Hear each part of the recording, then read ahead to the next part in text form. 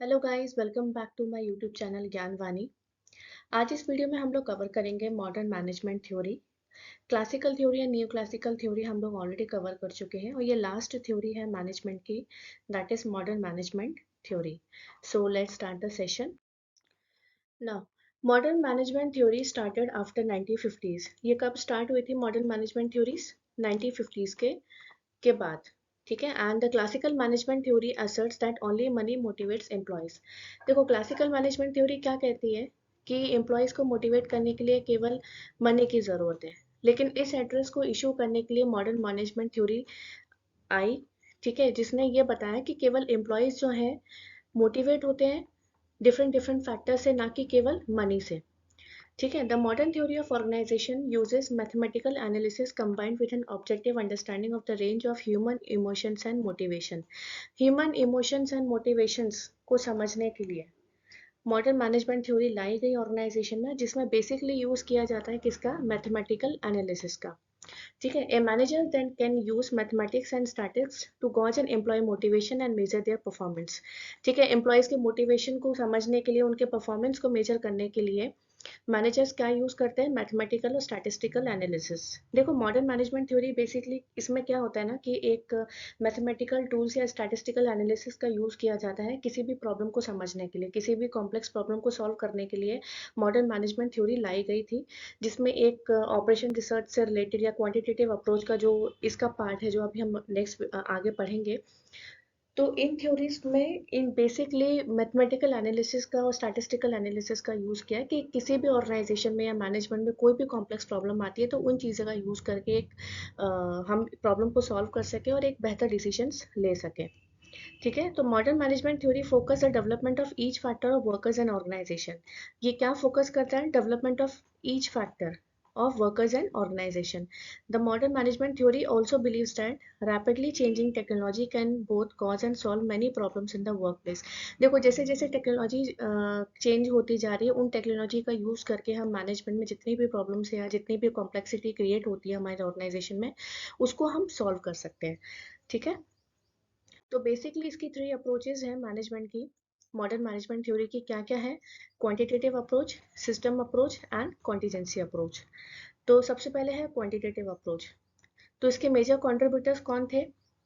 John McDonald and George R Terry. Quantitative approach also called an operation research। Quantitative approach is a scientific method। ये क्या है? एक scientific method है और इसे हम एक ऑपरेशन रिसर्च भी कहते हैं।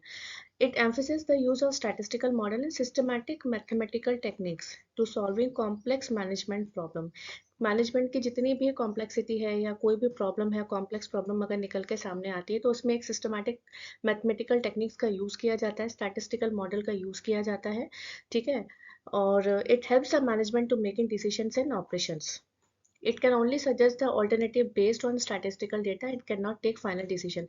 देखो, इस अप्रोच का यूज करके ना केवल एक ऑल्टरनेटिव सॉल्यूशंस निकाले जाते हैं। ऐसा नहीं है कि केवल इन अप्रोच का यूज करा तो एक फाइनल डिसीजंस निकल के आए। नहीं, अगर कोई भी कॉम्प्लेक्स प्रॉब्लम होती है किसी भी ऑर्गेनाइजेशन में या कोई कॉम्प्लेक्सिटी आती है, कोई प्रॉब्लम क्रिएट होती है, तो इस अप्रोच का यूज करके एक ऑल्टरनेटिव्स निकाले जाते हैं, डिफरेंट डिफरेंट ऑल्टरनेटिव्स निकाले जाते हैं जिसके बिहाफ पे डिसीजंस हम ले सकते हैं। तो इसमें क्या होता है ना, प्रॉब्लम को सबसे पहले क्या किया जाता है? एनकाउंटर किया जाता है and it is systematically analysed. appropriate mathematical models and computations are applied and optimum solution is identified। इसको एक प्रॉब्लम को एनकाउंटर किया जाता है, सिस्टमैटिकली तरीके से उसको एनालाइज किया जाता है, अप्रोप्रिएट मैथमेटिकल मॉडल्स यूज किए जाते हैं, कंप्यूटेशंस किए जाते हैं, देन एक फाइनल सॉल्यूशन निकल के सामने आता है। It helps the management for improving their decision making by increasing the number of alternatives and giving faster decision on any problem। किसी भी प्रॉब्लम को सॉल्व करने के लिए ये मैनेजमेंट की क्या मदद करता है? क्वांटिटेटिव अप्रोच डिसीजन लेने में, डिसीजंस लेने में। ठीक है। किसके भी यहाँ पे अगर आप ऑल्टरनेटिव सॉल्यूशंस निकालोगे, डिफरेंट डिफरेंट ऑल्टरनेटिव सॉल्यूशंस निकालोगे, तो उसके बेसिस पे मैनेजमेंट को हेल्प होती है कि किसी भी प्रॉब्लम को सॉल्व कर सके और उनके यहाँ पे प्रॉपर तरीके से डिसीजंस ले सके। ठीक है। नेक्स्ट अप्रोच है system approach. Major contributors in system theories are Daniel Katz, Robert L. Kahn, and Richard A. Johnson, and this theory treats company like a living organism with all parts necessary for the company to survive। ठीक है। ये theory क्या बताती है? Company क्या है? एक living organism है। कंपनी एक अकेले तो एग्जिस्ट नहीं कर सकती ना, ठीक है, कंपनी को चलाने के लिए हर एक पार्ट्स की, हर एक सिस्टम की ज़रूरत पड़ती है, हर एक डिपार्टमेंट की ज़रूरत पड़ती है।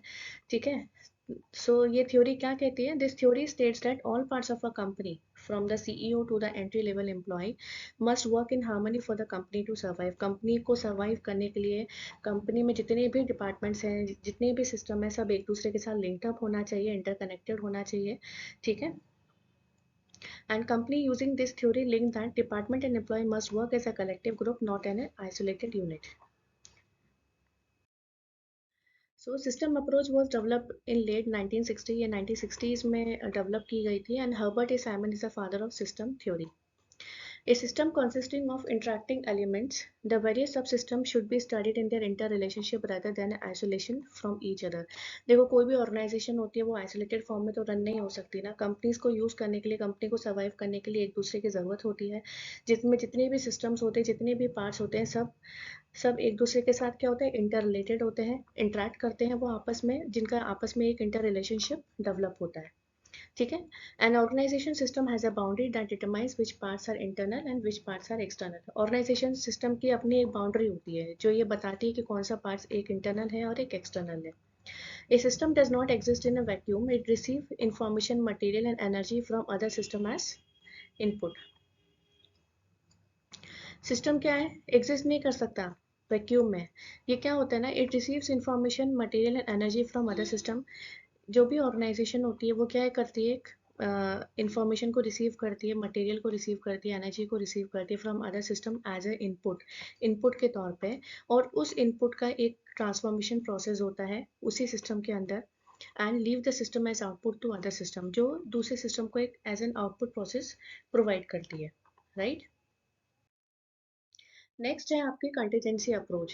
The contingency management theory hold that every situation requires a different leadership style and therefore no one theory can work for an entire office. देखो, इसको हम क्या कहते हैं, एक सिचुएशनल अप्रोच भी कहते हैं, सिचुएशन थ्योरी भी कहते हैं, जो डिपेंड करती है अलग अलग डिफरेंट डिफरेंट सिचुएशन में। तो कंटीजेंसी मैनेजमेंट थ्योरी बताती है सिचुएशन के बारे में, ठीक है, लीडरशिप स्टाइल्स के बारे में।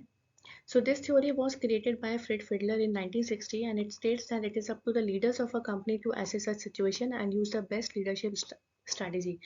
ठीक है, किसी भी सिचुएशन को हैंडल करने के लिए लीडरशिप थ्योरी की ज़रूरत पड़ती है, लीडर्स की ज़रूरत पड़ती है, और जो बेस्ट लीडरशिप स्ट्रैटेजी को यूज़ करता है वो ही एक अच्छे से सिचुएशन को हैंडल कर सकता है। ठीक है, so Fiedler believe that there are three main variables for determining what leadership strategy to employ. Fiedler का ये कहना है कि एक थ्री मेन वेरिएबल्स हैं जो डिटरमाइन करते हैं कि कैसे लीडरशिप स्ट्रैटेजी को अप्लाई करना चाहिए, जैसे ऑर्गेनाइजेशन की साइज, टेक्नोलॉजी बीइंग यूज्ड, क्या टेक्नोलॉजी आप यूज़ कर रहे हो, and overall style of leadership in the company.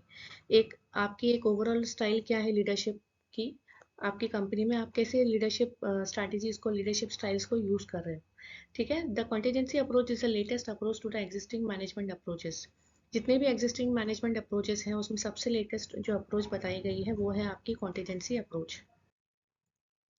So during the 1970s, contingency theory was developed by J.W. Lords and P.R. Lawrence, who were critical of other approaches, presupposing one best way to manage. देखो, 1970s में contingency theory develop की गई थी J.W. Lords and P.R. Lawrence के द्वारा, जिन्होंने अपने तरीके से, अपने बेस्ट वे तरीके से इस थ्योरी को, इस अप्रोच को डेवलप किया था। Management problems are different under different situations and required to be tackled as per the demand of the situation. देखो, मैनेजमेंट की क्या प्रॉब्लम्स होती हैं, जितनी भी प्रॉब्लम्स होती है डिफरेंट होती है, डिफरेंट डिफरेंट सिचुएशन के हिसाब से। ठीक है, और उनको उन्हीं डिफरेंट सिचुएशन के हिसाब से टैकल करना ज़रूरी होता है। ठीक है, तो contingency approach was also known as situational approach. इस अप्रोच को हम सिचुएशनल अप्रोच भी कहते हैं, and in 1980s it is recognised as a key to effective management. This approach argues that there is no one universally applicable set of rule by which to manage organization. ये approach क्या कहती है कि कोई ऐसा universally rule नहीं बना है कि इसी हिसाब से हमें किसी भी ऑर्गेनाइजेशन को मैनेज करना है। तो management is situation and managers should explain objectives, design organization and prepare strategies. Management क्या है, खुद ही एक सिचुएशन है। ठीक है, उस हिसाब से मैनेजर्स को एक्सप्लेन करना चाहिए आपके ऑब्जेक्टिव्स को, डिज़ाइन करना चाहिए ऑर्गेनाइजेशंस को, और उसी अकॉर्डिंगली स्ट्रैटेजीज को प्रिपेयर करना चाहिए। ठीक है, policies and plans according to prevailing circumstances, management में जितने भी सर्कमस्टेंसेस बनते हैं, जितनी भी सिचुएशंस बनती हैं, उस हिसाब से मैनेजर्स को ऑब्जेक्टिव सेट करना चाहिए, ऑर्गेनाइजेशन को उस हिसाब से डिज़ाइन करना चाहिए, स्ट्रैटेजीज बनानी चाहिए, पॉलिसीज बनानी चाहिए और उसी अकॉर्डिंगली प्लान्स को इम्प्लीमेंट करना चाहिए. So managerial policies and practices to be effective must adjust to changes in environment. Environment में changes के लिए मैनेजर्स हैं, वो जो जितनी भी पॉलिसीज बनाते हैं, जितनी भी प्रैक्टिसेस करते हैं, वो सब क्या होनी चाहिए, आपकी इफेक्टिव होना चाहिए और इफेक्टिव तरीके से उसका यूज होना चाहिए किसी भी ऑर्गेनाइजेशन में. तो मैनेजमेंट की थ्योरीज यहीं कंप्लीट होती हैं, जिसमें हम लोग कवर कर चुके हैं classical, new classical and modern management theories. तो आपको अगर ये वीडियो पसंद आए तो प्लीज़ इसे लाइक शेयर सब्सक्राइब ज़रूर करें. Thank you.